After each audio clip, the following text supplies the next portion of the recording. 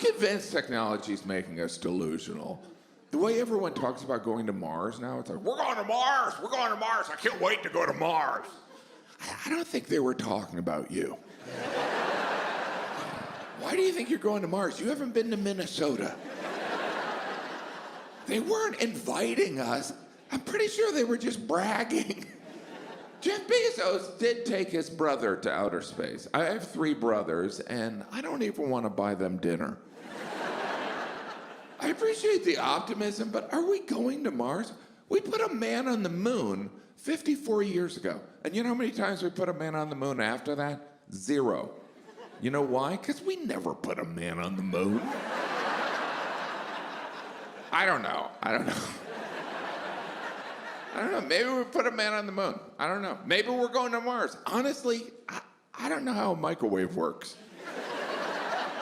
Like if someone put a gun to my head and they're like, explain the microwave, I'd be like, a light turns on, it rotates. When the bell rings, your hot dog's done. Is that close? I know I complain a lot about my kids, but they've ruined my life. I love them, but they treat me horribly. And people without kids are always like, I'd never let my kids treat me horribly. Oh yeah, you would. You know what the alternative is? Jail. So you let them treat you horribly and you just think about alcohol. I was thinking, if I told a therapist how my kids treat me, but I didn't say they were my children, if I was like, yeah, I live with these 5 people, they eat all my food, they spend all my money, and when I ask them to do anything, they just yell at me. Any therapist would be like, you should move out. You're the victim of abuse. I love them. And I know they love me. I mean, even though when my 18-year-old son does say I love you, it does sound like he's auditioning for an acting part he really doesn't want. Love you, Dad. Okay, that was a good start. Let's try it again. This time I want to hear some more affection, maybe sense a relationship. Love you, Dad. All right, well, we'll let you know. Thanks for coming in.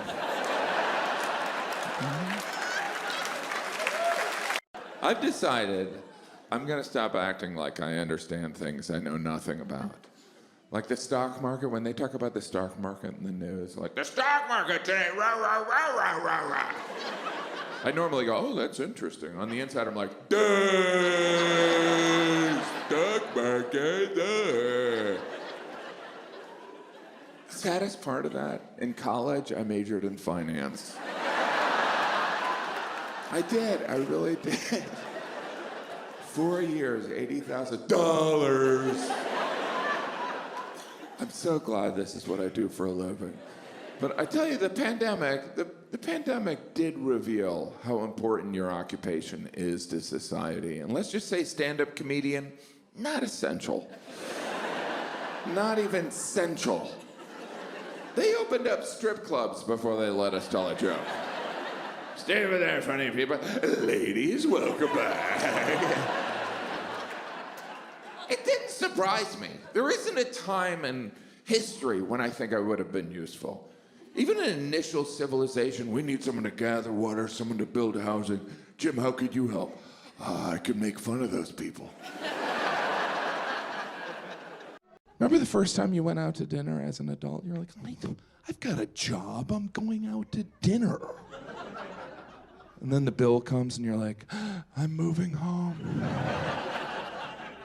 I need Daddy to pay for everything.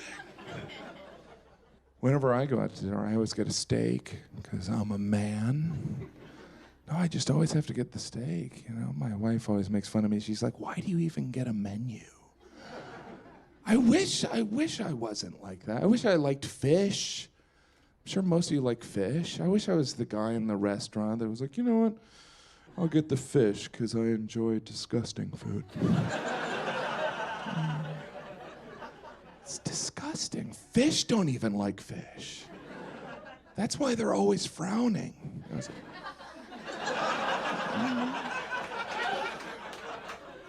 what smells?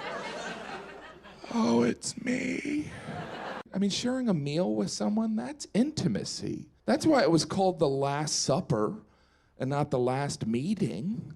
You know, Jesus was trying to get 12 other guys together. You know, there had to be food there. You know, like, Jesus was like, tomorrow night I want to get everyone together. You know, there was one apostle like, is there going to be food there? Yes, there'll be food. Are we talking appetizers or entrees? It'll be a supper. So casual, I could wear a robe. Are you going to wear a robe? I'll wear a robe if you wear a robe. Jesus, he was in good shape, right? Jesus was in amazing shape, especially considering he could multiply bread whenever he wanted. Just like, boom, pretzel bread, you know?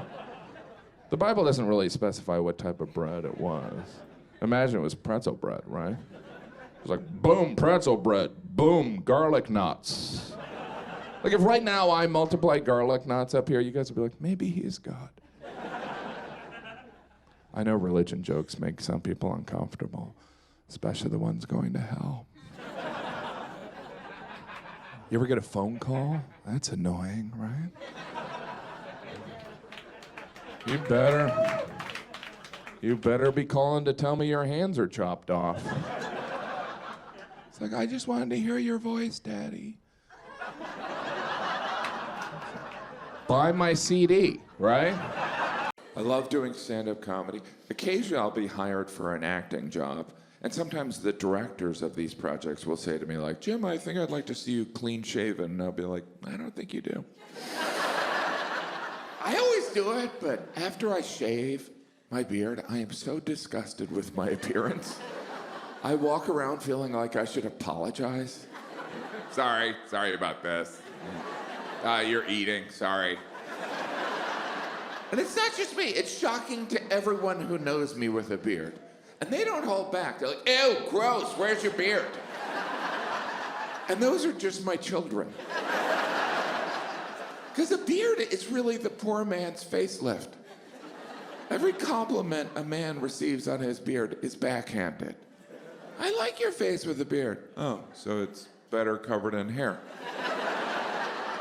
Thanks. I feel sorry for women. Some women can't grow a beard. Yeah. What you must understand is every man who has a beard needs that beard. Every man who has a beard at one point looked in the mirror barefaced and was like, I gotta hide this. Think of all the significant historical figures who had beards, probably because they were insecure. Abraham Lincoln, Karl Marx, Gandalf. They all had beards. Jesus had a beard. Jesus was probably walking on water, looked down, saw his reflection, was like, Jesus.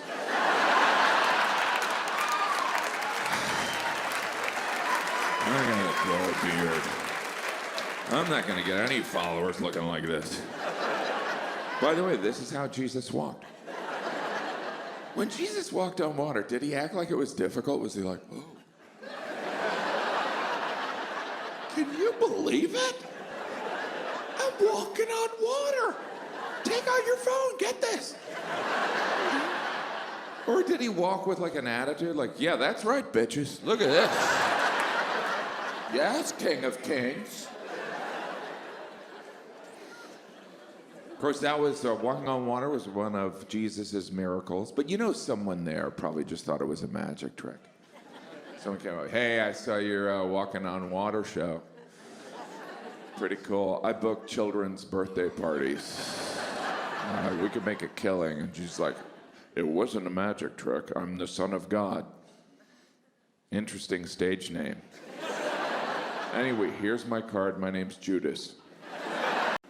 It's weird. I work in the entertainment industry, and I understand there's a commonly held belief that people that work in show business are narcissists that are grossly overpaid for unimportant jobs, but believe me, it's amazing. It is. Who cares?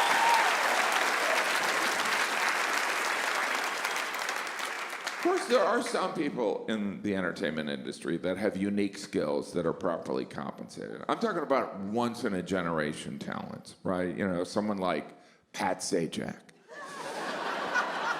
Former host of Wheel of Fortune. Was there anything Pat Sajak couldn't do? Think about this. He was the host of Wheel of Fortune.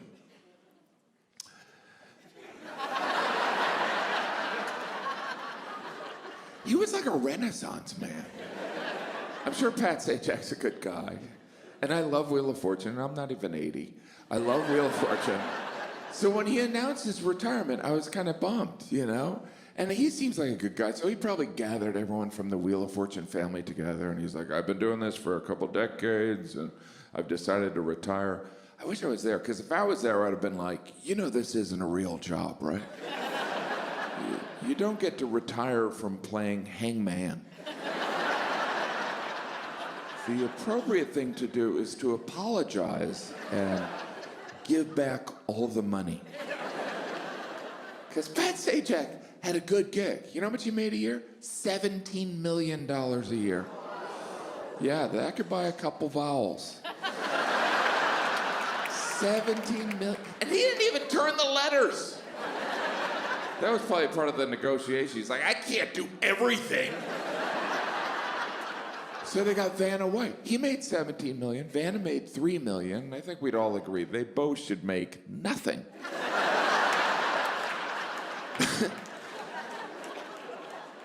When he announced his retirement, where the producer's like, oh no, this is awful. Where are we going to find someone to say it's your turn to spin the wheel?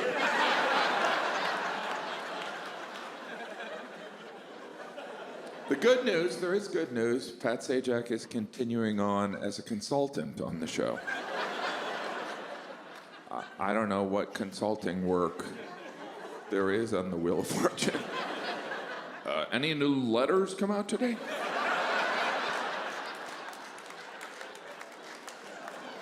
No, Pat's still same 26 letters. All right, well, I'll be in my office.